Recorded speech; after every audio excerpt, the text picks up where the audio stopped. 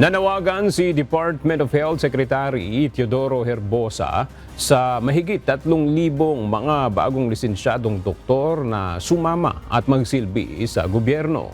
Base sa resulta ng latest Physician Licensure Examination ngayong 2024, lumabas na nakapasa sa pagsusulit ang nasa 3,845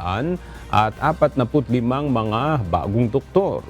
Inihikayat ang mga ito ni Secretary Herbosa na sumama sa government at service at maging kaisa sa public health system, kabilang na ang pagsisilbi sa Doctor to the Barrios program.